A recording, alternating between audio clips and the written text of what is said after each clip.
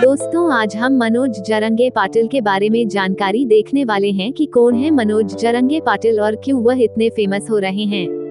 नाम मनोज जरंगे, उम्र 40 साल, व्यवसाय खेती, परिवार पत्नी, 4 बच्चे, 3 भाई, माँ बाप।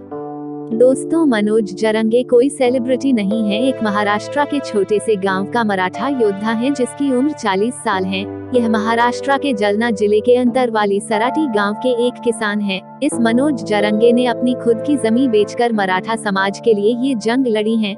पर सभी को यह सवाल पड़ा होगा कि यह मामूली सा आदमी इतना कैसे न्यूज में आ रहा है। तो चलिए जानते हैं कि मनोज जरंगे कैसे फेमस हुए। मनोज जरंगे कैसे फेमस हुए? देखिए, महाराष्ट्र के अंदर कई सालों से मराठा लोग अपने आरक्षण के लिए लड़ रहे हैं, पर सरकार उन्हें आरक्षण नहीं दे रही। कई सालों से इनका संघर्ष जारी है। ऐसे में ही एक किसान का लड़का मनोज जरंगे आमरण उपोषण के लिए बैठता है। सरकार को लग रहा था कि यह मामला सा आंदोलन है, हो जाएगा शांत, पर मनोज जरंगे नहीं मने। लगभग 17 दिन तक कुछ भी खाया पिया नहीं, 17 दिन तक उपोषण किया। ऐसे में सब्जी महाराष्ट्र की नजर उनके ऊपर गई। महाराष्ट्र के कोने कोने से लोग मनोज जरंगे को उस लड़ाई में साथ देने लगे। धीरे धीरे करके सरकार भी मनोज जरंगे से मिलाने लगी। उपोषण बंद करने के लिए आखिरकार उन्होंने सरकार से आरक्षण का आश्वासन लेकर ही उपोषण छोड़ा, पर सरकार अपने दिए गए शब्द पर खरी नहीं उतरी और मराठा समाज को आरक्षण नहीं मिला। फिर जरंगे ने फिर से आमरण उपोषण की घोषणा की। अभी पूरा महाराष्ट्र का मराठा समाज मनोज जरंगे के पीछे खड़ा है।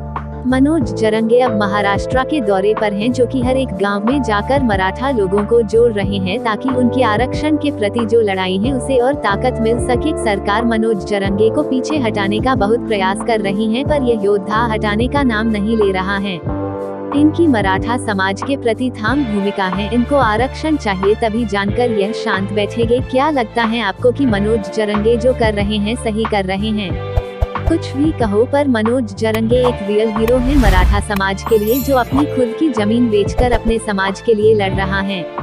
40 वर्षीय मनोज जरंगे पाटिल ने मराठा समुदाय के लिए आरक्षण की मांग करते हुए अनगिनत आंदोलन किए, लेकिन इन पर किसी का ध्यान नहीं गया। हालांकि इस बार जब पाटिल ने हालिया भूख हड़ताल किया तो राज्य में उथल पुथल मचा दी। महाराष्ट्र के कुछ हिस्सों में हिंसा भड़क गई। यही नहीं, शुक्रवार को पाटिल के समर्थकों और जालना पुलिस के बीच खूब झड़प भी हुई। इंडियन एक्सप्रेस की रिपोर्ट के मुताबिक दुबले पतले शरीर वाले मनोज जरंगे पाटिल मूल रूप से बीड के रहने वाले हैं। अपनी आजीविका के लिए उन्हें जालना के अंबाद आना पड़ा था। यहाँ उन्होंने एक होटल में काम करके जीवन गुजर बसर किया। हालांकि कुछ समय बाद उनके जीवन ने नया मोड़ लिया। पाटिल ने कांग्रेस के एक कार्यकर्ता के रूप में शुरुआत की, लेकिन कुछ समय बाद ही उन्हें पार्टी से अलग होना पड़ा। इसके बाद पाटिल ने शिवबा संगठन नामक अपना संगठन स्थापित किया।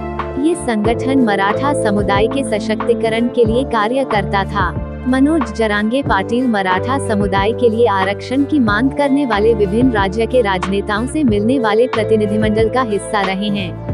मुख्यमंत्री एकनाथ शिंदे ने पाटिल को फोन करके क्या कहा? दिलचस्प बात यह है कि पिछले साल अगस्त में पाटिल ने महाराष्ट्र के मुख्यमंत्री एकनाथ शिंदे के सामने मराठा आरक्षण की मांग की थी। इसका वीडियो भी सामने आया था, जिसमें मराठा कार्यकर्ताओं की भीड़ के बीच पाटिल अपनी बात रखने की कोशिश करते दिखाई दे रहे हैं। लेकिन बैठक के दौरान पाटिल की आवाज शिंदे तक नहीं पहुंच सकी। ठीक 1 साल बाद जब पाटिल आरक्षण की मांग पूरी करवाने के लिए भूख हड़ताल पर बैठ गए, तो मुख्यमंत्री एकनाथ शिंदे को स्वयं पाटिल को फोन करने के लिए मजबूर होना पड़ा।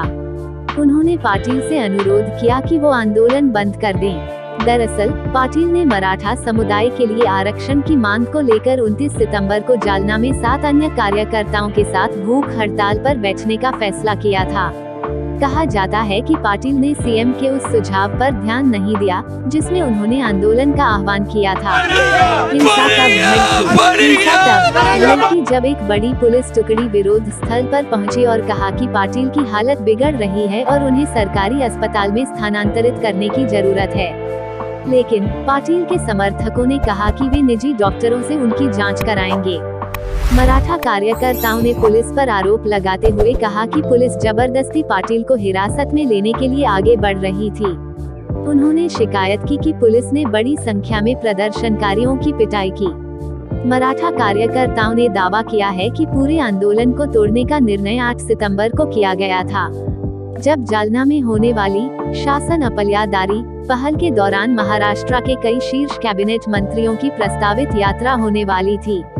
एक मराठा कार्यकर्ता आबासाहेब गुडेकरा ने कहा कि मराठा प्रदर्शनकारियों पर हमला ये सुनिश्चित करने के लिए किया गया था कि 8 सितंबर को जालना में होने वाली शासन अपल्यादारी पहल के लिए कोई बाधा न हो।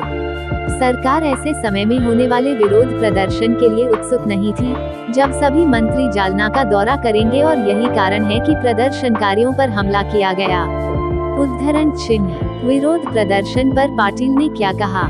मराठा समुदाय के आरक्षण की मांग के लिए हो रहे प्रदर्शन को रोकने में पुलिस विफल रही। इसी के साथ मनोज जरांगे पाटिल अब प्रदर्शनकारियों के लिए एक हीरो की तरह गए हैं। एनसीपी प्रमुख शरद पवार सहित वरिष्ठ राजनेता उनसे मिल रहे हैं। इस बीच पाटिल ने कहा है कि वह अपना विरोध प्रदर्शन बंद नहीं करने वाले हैं, जब तक मराठा आरक्षण की मांग पूरी नहीं हो जाती। महाराष्ट्र में मराठा आंदोलन हिंसक रूप ले चुका है। 2 दिन के लिए बीड जिले में इंटरनेट बंद कर दिया गया है। मुख्यमंत्री एकनाथ शिंदे ने आंदोलनकारी नेता मनोज जरांगे से बातचीत की और मराठा समुदाय को कुणबी जाति की कैटेगरी में शामिल करने का वादा किया है। सीएम शिंदे के आश्वासन के बाद मनोज जरांगे पाटिल ने आमरण अनशन खत्म कर दिया है। जरांगे पहले एक होटल में काम किया करते थे। आइए जानते हैं कि कैसे एक होटल कर्मी आंदोलन का इतना बड़ा चेहरा बना गया कि उसने पूरे राज्य की सियासत में उठापटक मचा दी। मनोज जरांगे पाटिल मूल रूप से बीड जिले के मातोली गांव से हैं। फिलहाल वे अपने परिवार के साथ जालना में रहते हैं। साल 2010 में जरांगे ने 12वीं क्लास में थे। इस दौरान उन्होंने पढ़ाई छोड़ी थी, फिर वे आंदोलन से जुड़ गए। उन्होंने अपनी आजीविका चलाने के लिए होटल में काम किया। बीते 12 साल में जरांगे ने 30 से ज्यादा बार आरक्षण आंदोलन किया है। साल 2016 से 2018 तक भी उन्होंने जालना में आरक्षण आंदोलन का नेतृत्व किया।